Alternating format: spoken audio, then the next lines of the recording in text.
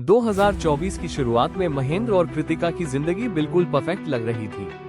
Pre wedding shoot में दोनों बेहद खुश नजर आ रहे थे। दोनों डॉक्टर थे, पढ़े लिखे थे और जल्द ही शादी करने वाले थे। 24 मई 2024 को दोनों की शादी हो जाती है। एक बड़ी और शानदार शादी। किसी ने नहीं सोचा था कि यह रिश्ता सिर्फ 11 महीने में खत्म हो जाएगा। शादी के बाद कृतिका ने जॉब ज्वाइन नहीं की। वो घर पर रहकर अपनी नई जिंदगी एंजॉय कर रही थी, लेकिन वो पूरी तरह स्वस्थ नहीं थी।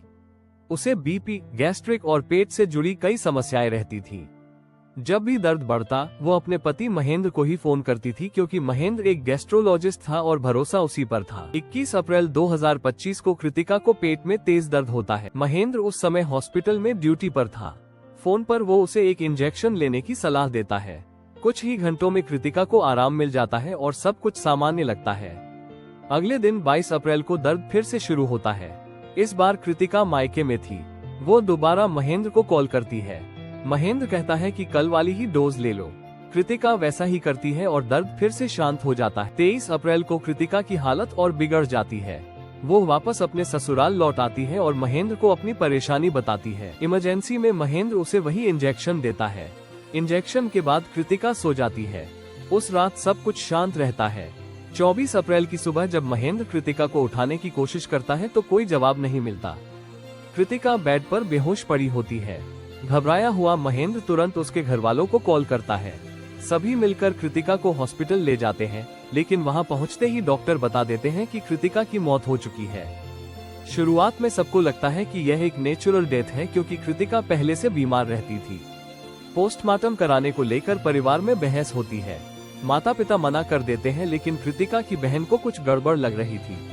आखिरकार पोस्टमार्टम कराया जाता है। पोस्टमार्टम रिपोर्ट में मौत की कोई साफ वजह नहीं मिलती।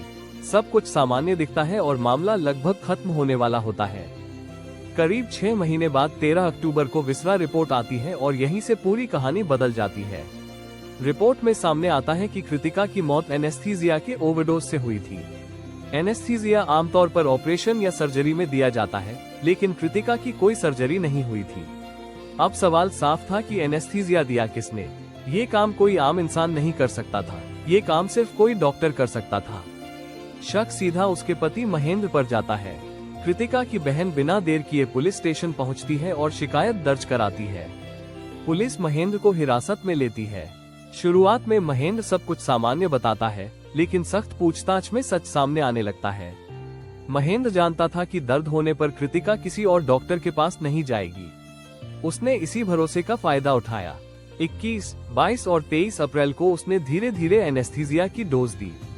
डोज बढ़ती गई और आखिरकार ओवरडोज ने कृतिका की जान ले ली। महेंद्र का कहना था कि उसे कृतिका की बीमारियों के बारे में पहले नहीं बताया गया था, लेकिन कृतिका के पिता का दावा था कि महेंद्र लगातार पैसों की मांग कर रहा था। वो क्लिनिक खोलने के नाम पर पैसे चाहता था।